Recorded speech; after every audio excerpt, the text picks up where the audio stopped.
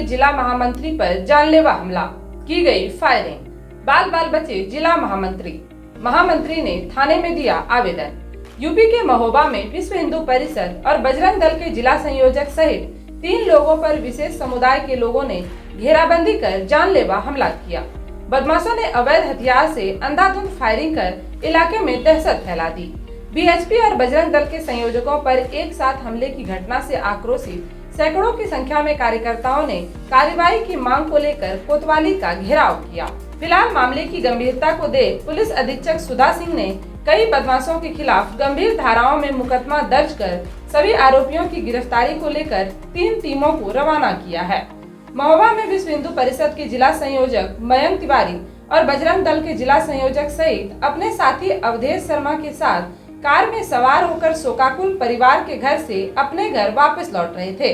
तभी पहले से घात लगाए बैठे विशेष समुदाय के लोगों ने कार के पास आकर घेराबंदी कर जिला संयोजक मयंक तिवारी को नीचे उतार लिया और मयंक को घसीटते हुए बाहर ले गए तथा सभी के साथ मारपीट शुरू कर दी।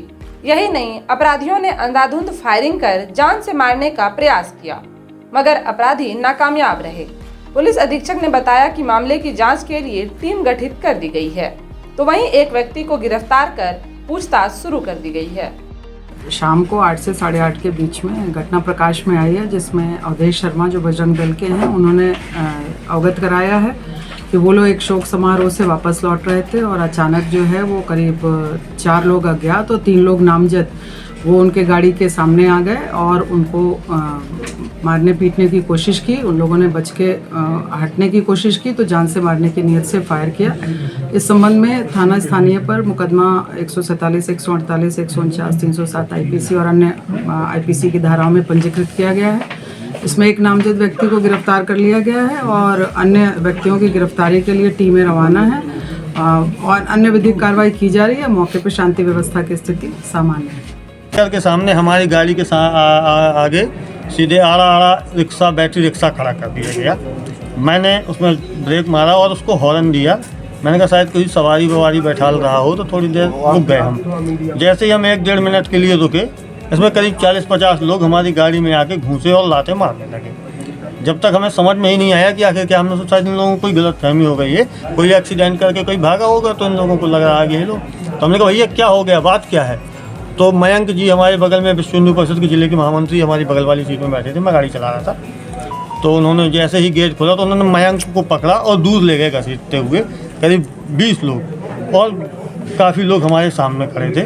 तो इतने विपिन भदौरिया बैठे थे हमारी गाड़ी में, जो बजरंग दल के जिले के संयोजक पीछे बैठे थे। उन्होंने पीछे गए, बोले क्या हो गया, तब तक उन्हें भी पकड़ लिया और मैंने गाड़ी को बंद किया और मैंने कहा तो हम तीनों लोगों के साथ उन लोगों ने शुरू कर दिया। इतने में एक बोला, मैंने कहा जब तक हम संभल पाते, तो एक बोला कि चलो बोले आज इनको जान से मार देना है। और बोले हम लोगों को घसीट कर ले जाने लगे कहीं मारपीट करते हुए। तो हमने कहा कि आखिर मामला क्या है, तो बोले इन लोगों को आज जान से मार देना है। तो एक व्यक्ति उनमें से बोला कट्टा लाओ कहाँ है, तो वो कट्टा लेने के लिए दौड़ा। तब तक हम लोगों ने अपनी तरफ से ही प्रतिकार किया और जोरदार प्रतिकार हुआ हमारी तरफ से।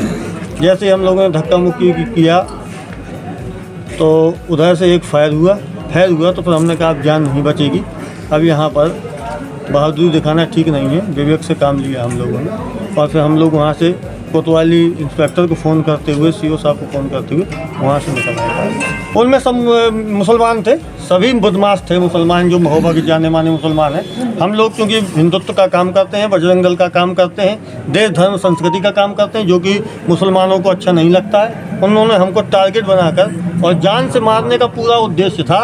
यदि आज हम अपने विवेक से काम न करते, बुद्धि से काम न लेते, तो आज हम लोगों की लाशें पड़ी होती। आज हम लोग हमारे विश्व हिंदू परिषद के जिले के पदाधिकारी थे, उनकी माताजी का देहावसान हो गया था, उनके अस्थि कलश जा रहे थे, वहाँ से लौट रहे थे। तभी पठा तेगाला के पास कुछ लोग पहले से खड़े हुए थे, जिन्होंने टारगेट बनाकर हम लोगों के ऊपर हमला किया और हमले के साथ साथ उन्होंने हम लोगों के ऊपर फायर भी किए। तो हम लोग वहाँ से अपनी जान बचाकर भागे और जब उनको चिन्हित किया गया तो सभी मुस्लिम वर्ग से वो सभी लड़के आते हैं और उनका अगर रिकॉर्ड भी देखें तो पहले से भी अपराधी हैं। क्योंकि हम लोग हिंदुत्व का काम करते रहते हैं, शायद इसलिए हम लोग को टारगेट बना के उन्होंने मारने का प्रयास किया और आज भगवान की कृपा से ही शायद हम लोग जिंदा हैं। और इसके पूर्व में भी शायद प्रशासन को हम लोगों ने 2-3 बार सूचना भी की कि हम लोग को जान का खतरा है, और आज हम लोग के साथ इस प्रकार का व्यवहार और इस प्रकार का जानलेवा हमला हो भी गया। जिसका डर था वही हुआ। जी, फायरिंग हुई है, बिल्कुल हुई है। अब वहाँ पर तो ऐसा है कि 2 राउंड तो उन्होंने सीधे सीधे गोली चलाई थी, और वहाँ इतनी दहशत हो गई थी कि हम लोग वहाँ जान बचाते कि वहाँ खड़े होकर उनकी फायरिंग गिनते कितने राउंड फायरिंग की। वहाँ तो सीधे सीधे वो गोली मारे दे रहे थे।